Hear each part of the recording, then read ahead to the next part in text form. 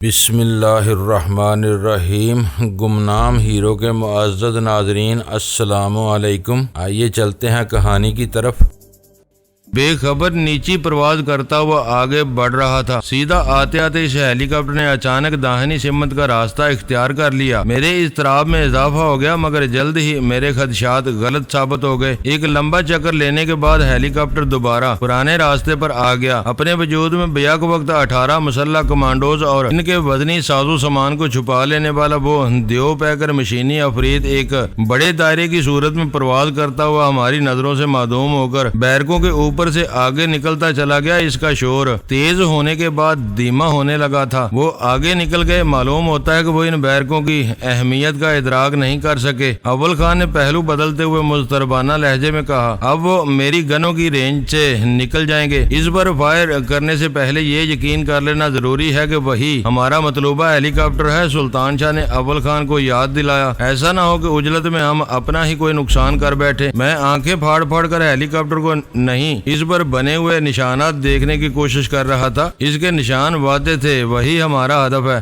اسی وقت ویرا ہمارے پاس آ پہنچی اور پرسکون لہجے میں بولی، آخرکار راس المیڈا کے ہمدردوں نے اپنا راستہ تلاش کر ہی لیا۔ وہ بالکل صحیح وقت پر یہاں پہنچے ہیں، لیکن تمہارے ہتھیار کیوں خاموش ہیں؟ وہ کہیں نہ کہیں اتریں گے، اول خان نے پر امید لہجے میں کہا، پھر اچانک اپنی ریسٹ واچ دیکھنے لگا۔ اس کا وہ اندازہ اس قدر غیر معمولی تھا کہ میں اس سے سوال کیے بغیر نہ رہ سکا۔ مجھے 5:30 بجے اپنے بڑوں کو رپورٹ دینی ہے، ابھی تو صرف 4 ہی بجے ہیں۔ اس کے جواب نے میری الجھن دور کر دی۔ اس ہیلی کاپٹر کو فضا ہی میں مار لیا جاتا تو بہتر تھا۔ ویرا کہنے لگی، اس میں تربیت یافتہ کمانڈو بھرے ہوئے ہوں گے۔ وہ ایک بار کہیں لینڈ کرنے کے بعد اپنے مورچے جمانے میں کامیاب ہو گئے تو انہیں ڈھونڈ کر ٹھکانے لگانا بہت مشکل ثابت ہوگا۔ پورا علاقہ اچھے خاصے میدان جنگ میں تبدیل ہو کر رہ جائے گا۔ ویرا کی وہ رائے 100% درست تھی، اس پر کسی نے کوئی تبصرہ نہیں کیا۔ فضا میں ہیلی کاپٹر کا مدم شور سنائی دیا تو اول خان کا چہرہ کھل اٹھا اور وہ میرا بازو دباتے ہوئے بولا، پہلے وہ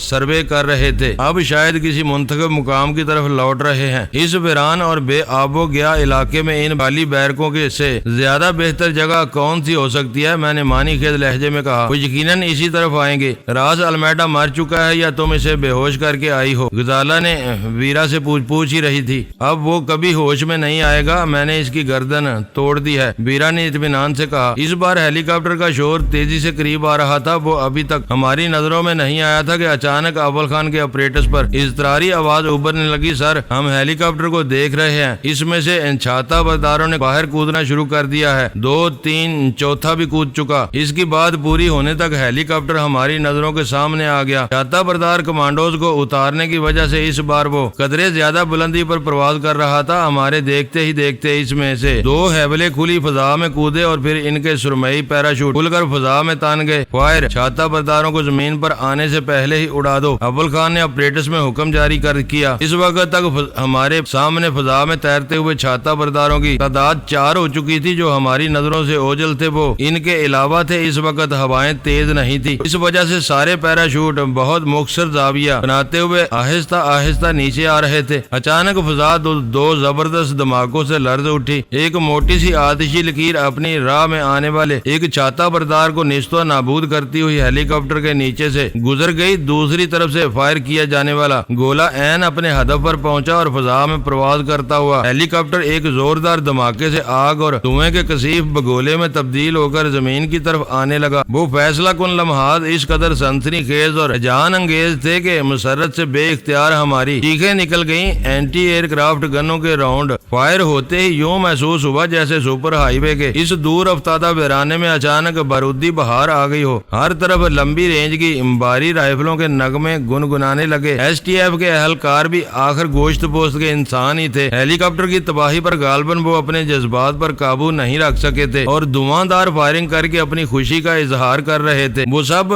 پیشہ ور جنگجو تھے، ان کی وہ فائرنگ ایسی اندھا دھند بھی نہیں تھی۔ جو لوگ ہیلی کاپٹر میں موجود تھے وہ اسی میں کنندہ جہنم بن کر رہ گئے تھے اور جو فضا میں تیرتے ہوئے نیچے آ رہے تھے وہ ان گولیوں کا نشانہ بن رہے تھے۔ ایک غضبناک گولی اپنے زندہ لٹکے ہوئے شکار سے بھٹک کر اس کی پھولی ہوئی پیراشوٹ کو پھاڑتی ہوئی نکل گئی اور تحفظ کی وہ چھتری تباہ ہوتے ہی اس کے آخری سرے پر لٹکا ہوا کمانڈو اشے شکل کے زیر اثر بڑھتی ہوئی رفتار کے ساتھ نیچے آنے لگا۔ اسے سہارنے والے پیراشوٹ نے سکڑ کر محض ایک رسی کی سی صورت اختیار کر لی تھی۔ پلک جھپکتے میں وہ کمانڈو لرزہ خیز رفتار سے سنگلاخ زمین سے آ ٹکرایا۔ وہ ہم سے بہت دور گرا تھا مگر ہم میں سے ہر شخص کو اندازہ تھا کہ اس کے چیتڑے دور تک بکھر گئے ہوں گے۔ ہیلی کاپٹر کا جلتا ہوا ڈھانچہ زمین پر گرنے کے بعد دہکتے اور بھڑکتے ہوئے الاؤ میں تبدیل ہو کر فضا میں دھوئیں کے کثیف بادل اگل رہا تھا۔ اس میں آنے والے یقیناً مہلک بارودی ہتھیاروں سے لیس رہے ہوں گے کیونکہ تپش میں اضافے کے ساتھ ساتھ اس الاؤ میں متعدد دھماکے بھی گونج رہے تھے۔ ان آوازوں سے ظاہر ہو رہا تھا کہ وہ طاقتور بارودی اسلحے کے پھٹنے سے پیدا ہو رہی تھی۔ بظاہر اسپیشل ٹاسک فورس کچھ بھی نہیں تھی، سرکاری کاغذوں پر تو سرے سے اس کا وجود ہی نہیں تھا، مگر اس ہوش ربا میدان کارزار میں وہ فورس اپنی تمام تر تابناکیوں کے ساتھ مستعد اور فعال تھی۔ دشمنوں پر کاری وار ہو رہے تھے۔ ہیلی کاپٹر کے شکم سے برآمد ہوتے ہوئے چند سورماؤں کو میں نے خود گنا تھا، باقی وہ تھے جو ہماری نگاہوں سے دور تھے، دور فضا میں کودتے تھے اور پھر ہوا کے رخ پر تیرتے ہوئے ہماری نظروں کے سامنے آ گئے تھے۔ میری یادداشت کے مطابق ان کی کل تعداد 9 سے زیادہ نہیں تھی۔ ان میں سے ایک کو اینٹی ایئر کرافٹ گن کے گولے نے فضا میں بکھیر کے رکھ دیا تھا، باقی رہ جانے والوں کو دور مار رائفلوں کی گولیاں چاٹتی جا رہی تھی۔ مجھے محسوس ہو رہا تھا کہ ان کمانڈوز میں سے 2-3 زمین کو چھو لینے میں کامیاب ہو جائیں گے اور پھر اس ویرانے میں موت و حیات کا ایک طویل مارکا چھڑ جائے گا، لیکن ان میں سے آخری کمانڈو بھی محض چند فٹ کی بلندی پر ایک خون آشام گولی کا نشانہ بن گیا اور مطلب بالکل صاف ہو گیا۔ بریوو! اول خان اپریٹس اپنے دانے کے قریب لا کر جذبات امیز لہجے میں بولا، دشمن کو مکمل تباہی کا سامنا کرنا پڑا ہے، اب ہمیں صرف ان کی لاشوں کا شمار کرنا ہے۔ ہر شخص واپس لوٹ آئے، جلتے ہوئے ملبے کو اپنے محاصرے میں لے لو۔ مجھے یقین ہے کہ ان میں سے کوئی زندہ نہیں بچا ہوگا۔ محاذ صاف ہو چکا تھا، دشمن عبرتناک شکست سے دوچار ہوا تھا۔ بہت تیزی کے ساتھ فائرنگ کا تسلسل ٹوٹنے لگا اور پھر فضا پر ایک بھیانک سناٹا طاری ہو گیا۔ کس قدر دہشت انگیز ہے یہ خاموشی بھی، اول خان جرجری لے کر بولا۔ کسی بھی بڑی بربادی سے پہلے اور بعد میں ایسا ہی جاں گسل سناٹا ہو جایا کرتا ہے۔ ویرا نے جذبات سے آری لہجے میں کہا، اس وقت تمہارے آدمیوں نے بہت بڑی کامیابی حاصل کی ہے، مجھے اس کا احساس ہے۔ اول خان نے پورے انکسار سے کہا، مہینوں پر محیط جنگ کا آخری مقابلہ اسی وقت ہوا ہے اور میرے آدمیوں نے دشمن کو بے دست و پا کر کے بھون ڈالا ہے۔ بنا ہوا یہ دشمن اب تمہارے گلے بھی پڑ سکتا ہے۔ سلطان شاہ کی بررائی ہوئی آواز نے ہر ایک کو چونکا دیا۔ کیا ہذیان بک رہے ہو؟ ویرا نے اس کی طرف گھوم کر تضحیک آمیز لہجے میں پوچھا۔ ہذیان نہیں، یہ حقیقت ہے، تم اول خان سے میرے بیان کی تصدیق کر سکتی ہو۔ ویرا مشینی انداز میں اول خان کی طرف متوجہ ہو گئی اور چبھتے ہوئے لہجے میں بولی، تمہارا پیارا اور ٹینی کا دلارا کیا کہہ رہا ہے؟ اس کی بات تمہاری سمجھ میں آ رہی ہے؟ اس وقت میرا ذہن ایک بڑی کامیابی کے نشے سے معاف ہو چکا ہے۔ راس المیڈا اپنے سارے حمایتیوں سمیت مارا جا چکا ہے، اس کے آگے میں کچھ بھی نہیں سوچ رہا۔ اپنے دوست سے پوچھو کہ یہ کیا کہنا چاہ رہا ہے۔ اول خان نے ویرا سے کہا، یہ ٹھیک کہہ رہا ہے، میں نے سلطان شاہ کی تائید کرتے ہوئے کہا۔ ہم نے اسٹیشن 4 کو درپیش خطرے کا سدباب تو کر لیا ہے، لیکن ابھی تک اس کے نتائج کو بھولے ہوئے ہیں۔ اس ہیلی کاپٹر کی عملے سمیت گمشدگی ریکارڈ پر موجود ہے۔ جو ہی اس کی تباہی کی تصدیق ہو جائے گی، یہ علاقہ بہت سے لوگوں کی توجہ کا مرکز بن جائے گا۔ اگر ایس ٹی ایف نے یہ جگہ نہیں چھوڑی تو اس حادثے کی ساری ذمہ داری اسی پر آ جائے گی۔ فوری طور پر فورس کو یہاں سے ہٹا لے جانا ناگزیر ہو چکا ہے۔ وہ بات بہت واضح تھی۔ اول خان کے چہرے پر تشویش کے سائے پھیلتے چلے گئے۔ کیا یہ ممکن ہے کہ تم لوگ اپنی موجودگی کی ساری علامات مٹا کر یہاں سے نکل جاؤ؟ ویرا نے اول خان سے سوال کیا۔ اس صورتحال پر تو وہ بھی پریشان نظر آنے لگی تھی۔ مجبوری کے عالم میں سب کچھ کرنا پڑے گا، یہ بات ہمیں پہلے ہی سوچ لینی چاہیے تھی۔ اس سے کوئی فرق نہیں پڑتا یہاں جو کچھ ہوا، اس میں تمہاری مرضی یا ارادے کا کوئی دخل نہیں ہے۔ اگر وہ لوگ یہاں اترنے کا ارادہ نہ کرتے اور آگے نکل جاتے تو کچھ بھی نہ ہوتا۔ یہاں ہونے والی خون ریزی تم پر مسلط کی گئی ہے، تم انہیں جہنم واصل نہ کرتے تو وہ تمہاری اینٹ سے اینٹ بجا دیتے۔ ہمارے لیے یہ ایک بہترین ٹھکانہ ثابت ہوا تھا، اسے چھوڑ کر میں پریشان ہو جاؤں گا۔ عارضی طور پر یہاں سے کوچ کرنا ہی ہوگا، میں نے فیصلہ کن لہجے میں کہا۔ ہیلی کاپٹر کے بارے میں چھان بین کا زور ٹوٹنے کے بعد تم دوبارہ یہاں آ سکو گے۔ معاملے کا وہ رخ واقعی بہت سنگین تھا۔ ہیلی کاپٹر اور اس سے کودنے والے کمانڈوز کی موت میں آتشی ہتھیاروں کے استعمال کا ہر واضح ثبوت اس اس طرح موجود تھا کہ کسی بھی طرح اسے مٹایا نہیں جا سکتا تھا۔ ان شواہد کی روشنی میں ہیلی کاپٹر اور اس کے عملے کی مکمل تباہی کو اتفاقی حادثہ قرار نہیں دیا جا سکتا تھا۔ کولمبیا والے اس تباہی کو آسانی سے ہضم نہیں کر سکتے تھے۔ وہ ہر قیمت پر یہ جاننے کی کوشش کرتے کہ ہیلی کاپٹر کی تباہی میں کن لوگوں کا ہاتھ ہے۔ غنیمت یہ تھا کہ انہوں نے خود ہی ہیلی کاپٹر کی گمشدگی کی اطلاع دی ہوئی تھی، ورنہ غیر سرکاری طور پر ان کے لیے یہ سمجھنا دشوار نہ ہوتا کہ راس المیڈا کے جسم میں پوشیدہ چپ کے سگنلز نے ان کے قید ہو جانے کی نشاندہی کی تھی اور اسے قید کرنے والے لوگ ہیلی کاپٹر اور اس کے عملے کی تباہی کے ذمہ دار تھے۔ اندرون خانہ جو سازشیں چل رہی تھی وہ فریقین کے لیے کھلے رازوں کا درجہ رکھتی تھی۔ ہم ان کے عزائم سے واقف تھے اور وہ ہمارے بارے میں بہت کچھ جانتے تھے۔ جان سیمول مرنے سے پہلے ویرا اور راس المیڈا کے تبادلے کی جو کوششیں کرتا رہا، ان کی بنا پر یہ بات کھل چکی تھی کہ راس المیڈا میرا قیدی تھا اور مجھے اسپیشل ٹاسک فورس کی پشت پناہی حاصل تھی۔ گو جان سیمول کوئی شہادت دینے کے لیے زندہ نہیں رہا تھا، لیکن جارج سٹارک ان لوگوں کی باز پرس کا نشانہ بنا ہوا تھا۔ وہ ایک راست گو اور با کردار آدمی تھا۔ معاملے کی سنگینی کے پیش نظر وہ جو حقائق بیان کرتا وہ پوری تصویر مکمل کر سکتے تھے۔ جان سیمول کی سودے بازی کی کوششوں کو ناکام بنا کر ہم ویرا کو جارج کے گھر سے نکال لے گئے اور پھر اپنی راہ پر لگنے والوں کو پوری صفاقی سے ختم کر دیا۔ جو ہونا تھا وہ ہو چکا تھا۔ اپنے دشمنوں کے خوف آور طاقت کے باوجود ہم نے نمایاں کامیابی حاصل کی تھی، جس پر پچھتانے کی ذرا بھی گنجائش نہیں تھی۔ فوری ضرورت دشمنوں کے جوابی وار سے بچاؤ کی تھی۔ وہ اپنے اتنے بڑے نقصان کو اتنی آسانی سے ہضم نہیں کر سکتے تھے۔ اس وقت تک جو خطرناک کھیل ہوتا رہا وہ درپردہ چل رہا تھا، لیکن ہیلی کاپٹر کی تباہی کا معاملہ سرکاری سطح پر اچھالا جاتا اور مقامی حکام اخلاقی طور پر اس واقعے کی ذمہ داروں کی تلاش پر مجبور ہو جاتے۔ ان تمام متوقع مضامرات سے بچاؤ کی ایک ہی صورت تھی کہ ایس ٹی ایف سرعت سے وہ ٹھکانہ چھوڑ دیتی اور ہم لوگ بھی کچھ دنوں کے لیے رپوش ہو جاتے۔ ہیلی کاپٹر کی تباہی پر ہونے والا شور و غوغا کچھ عرصے میں ختم ہو ہی جانا تھا۔ اس کے بعد ہم دوبارہ میدان میں اتر کر ان لوگوں کو تلاش کر سکتے تھے جو نیلور بامبے کے حوالے سے پاکستان میں آئے ہوئے تھے۔ وہاں تباہ ہونے والے دیو پیکر ہیلی کاپٹر کے ملبے میں لگی ہوئی آگ بہت شدید تھی۔ دور ہی سے اندازہ لگایا جا سکتا تھا کہ وہ آگ جلد ہی سرد ہونے والی نہیں تھی۔ شعلوں کی تیزی ختم ہونے کے بعد بھی ملبہ کئی دن تک اس قابل نہیں ہو سکتا تھا کہ اس کا جائزہ لیا جا سکے۔ اول خان نے اپنے آدمیوں کو جلتے ہوئے ہیلی کاپٹر کا محاصرہ کرنے کا حکم دے دیا تھا، لیکن نئے تجزیے کے بعد اس قدم کی کوئی افادیت باقی نہیں رہی تھی، اس لیے وہ ہمارے ساتھ اپنے دفتر میں آ بیٹھا تھا۔ کافی دیر کی مغز زنی کے بعد جب ہم سب ایک فیصلے پر متفق ہو گئے تو اول خان نے کمانڈر سعید سے بات کرنے کا ارادہ کر لیا۔ ہر خفیہ ایجنسی کی طرح نیول انٹیلیجنس کا بھی اپنا ایک پیچیدہ طریقہ کار تھا۔ ایسے اداروں کے ذمہ دار اہلکار عام طور پر پسے پردہ رہ کر خاموشی سے کام کرتے ہیں اور نجی زندگی میں بھی لوگوں میں زیادہ گھلنا ملنا پسند نہیں کرتے۔ اپنی اسی محتاط روش کی وجہ سے وہ مواصلاتی رابطوں پر آسانی سے دستیاب نہیں ہوتے۔ ان کے ماتحت غیر ضروری افراد کو مختلف ہیلوں بہانوں سے بالا ہی بالا ٹال دیتے ہیں۔ اول خان کو اپنے ماتحت عملے کے اسی سلوک سے بچانے کے لیے کمانڈر سعید نے اسے کوبرا 3 کا کوڈ یا پاس ورڈ دیا ہوا تھا۔ اس مرتبہ اول خان نے اپنے آپریٹر سے مدد لیے بغیر اپنے اسپیکر فون پر کمانڈر سعید کا نمبر ملایا۔ سلسلہ ملتے ہی دوسری طرف کے آپریٹر کی سپاٹ مشینی آواز ابری تو اول خان نے کسی تمید کے بغیر اپنا پاس ورڈ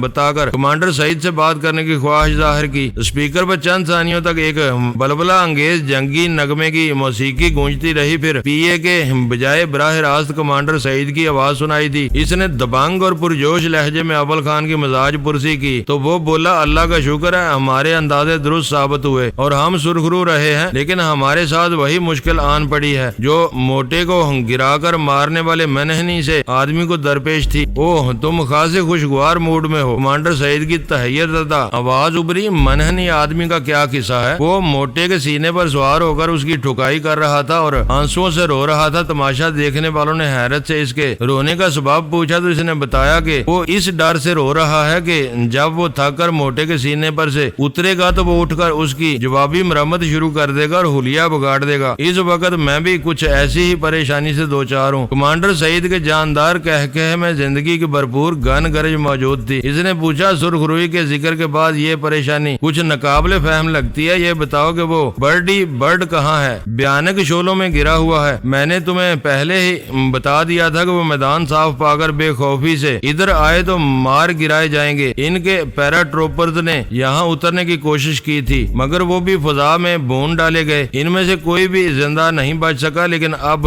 میرا یونٹ یہاں نہیں رہ سکتا۔ ہاں یہ تو ہے، اس نے برجستہ کہا، لیکن یار تم نے زبردست کام کیا ہے۔ یہ سالے خود کو سن آف گن سمجھتے ہیں، جہاں جاتے ہیں اپنے میزبانوں کے سینے پر مونگ ڈلنے کی کوشش کرتے ہیں۔ پیا کے چیف ریڈیو افسر نے بس آدھی آن بورڈ ہونے کی خبر سنائی تھی۔ ہوا باز اور اس کے معاون کے علاوہ 18 میرین کمانڈو رہے ہوں گے اور تم نے ان سب کو مار دیا۔ یہ تمہاری خوش نصیبی ہے کہ تمہارے یہاں سیلف ڈسپلن چلتا ہے۔ تم نے سوچا اور پورے خلوص سے انہیں مار ڈالا۔ ہم انہیں تلاش بھی کر لیتے تو اتنی آسانی سے مار نہیں سکتے تھے، ہمیں ان کی رپورٹ کو بھی مد نظر رکھنا پڑتا۔ تم بے فکر رہو، تم نے موٹے کو مار مار کر اس کا حلیہ بگاڑ دیا ہے، اب تم اسے چھوڑ بھی دو گے تو وہ ہمارا کچھ نہیں بگاڑ سکے گا۔ مجھے یہاں سے جانا تو ہوگا، اول خان نے افسردگی سے کہا۔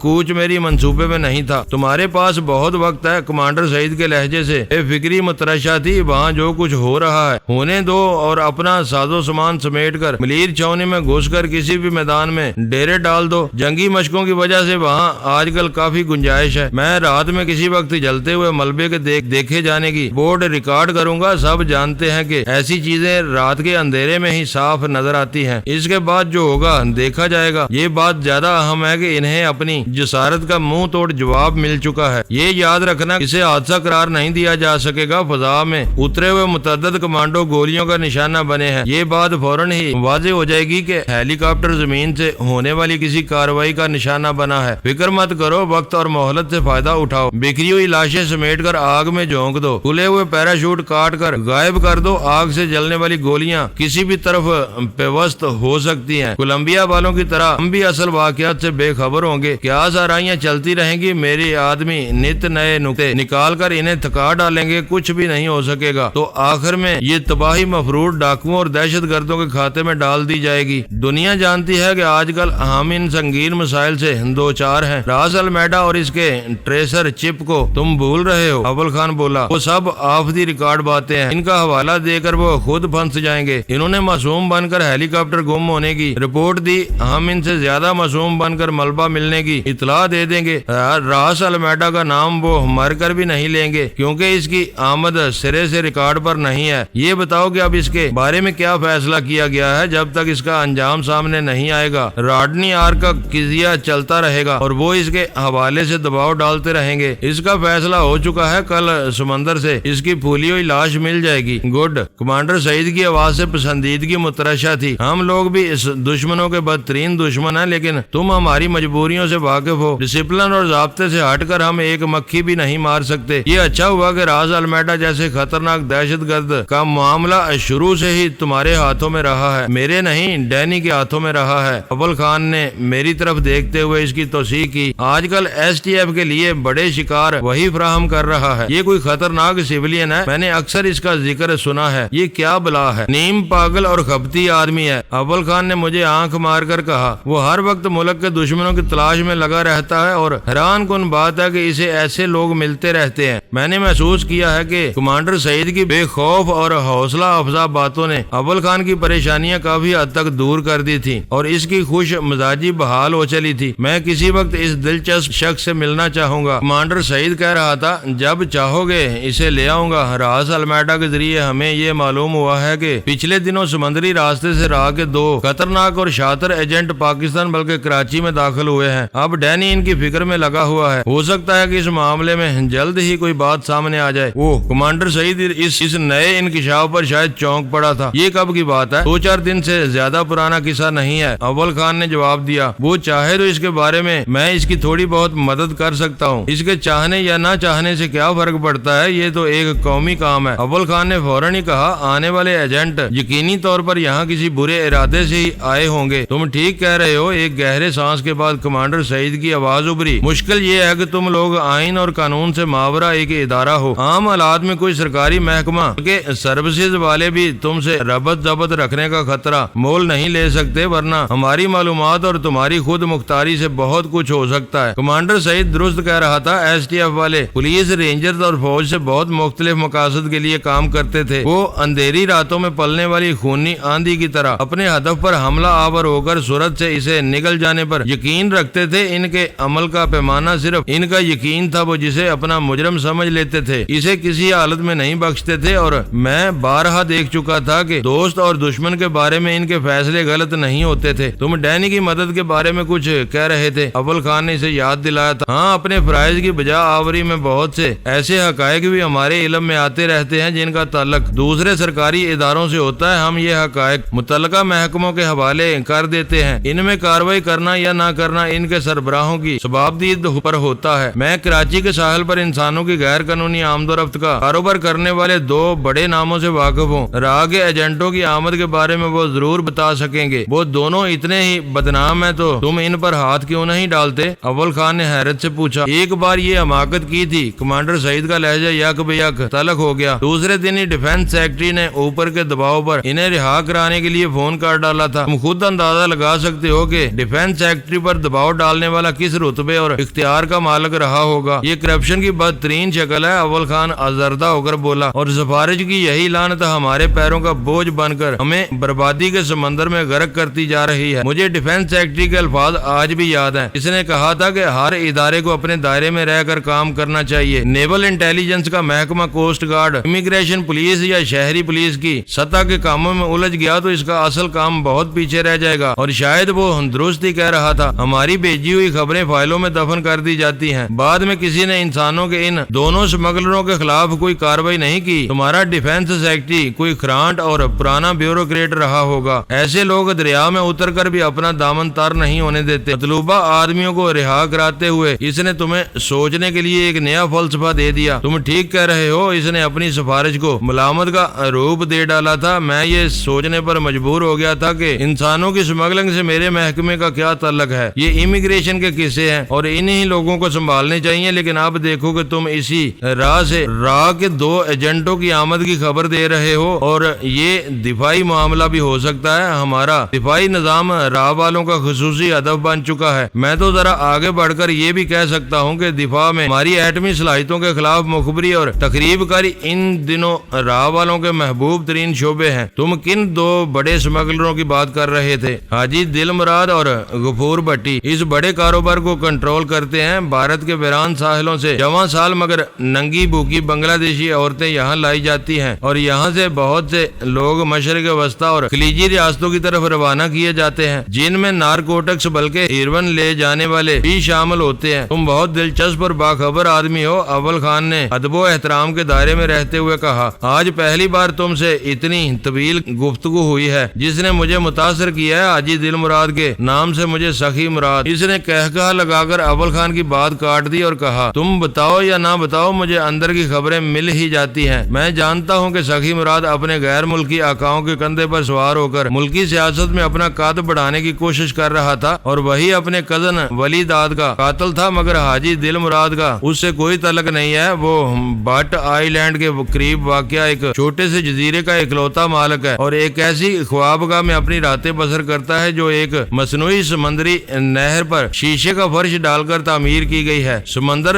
چڑھتا ہے تو نہر کا پانی اس کے پیروں کو چھوتا ہوا فرش کے شیشے کے فرش پر بہنے لگتا ہے، پانی اترتا ہے تو وہ مصنوعی نہر ایک پتلی سی پختہ نالی میں محدود ہو جاتی ہے۔ رہتا ہے کراچی کے گرد و نواح میں بھی لوگ ایسے تخیلاتی زندگی گزار رہے ہیں۔ کراچی باخبر لوگوں کے لیے ایک جنت ارضی ہے، یہاں پیسے کے زور پر دنیا کی ہر آسائش مل جاتی ہے۔ یہ ساری آسائشیں کہیں بھی مفت نہیں ملتی۔ اسی کراچی میں جب باہر سے بے خبر لوگ آتے ہیں تو یہاں کی بلند و بالا عمارتوں تلے اپنے سائے تک سے محروم ہو جاتے ہیں۔ جہاں سایہ تک ساتھ چھوڑ دے وہاں کسی اجنبی کو کیا جیتا جاگتا ساتھی کیسے مل سکتا ہے؟ تو کیا تمہارا مشورہ یہ ہے کہ ڈینی خود اس جزیرے پر جا کر حاجی دل مراد سے ملے؟ نہیں، اس طرح اس سے ملاقات نہیں ہو سکے گی۔ وہ اجنبیوں سے دور رہتا ہے، یہی وجہ ہے کہ وہ کراچی کے کسی اچھے علاقے کی بجائے اپنے جزیرے پر رہتا ہے۔ میں خود کوئی راہ نکالوں گا۔ حاجی دل مراد کے علاوہ تم نے غفور بھٹی کا ذکر بھی کیا تھا، وہ دونوں ایک ہی کینڈے کے آدمی ہیں، خود کوئی کام نہیں کرتے لیکن اپنی دنیا کے بے تاج بادشاہ ہیں۔ آدمیوں کی اسمگلنگ کے لیے انہوں نے عملہ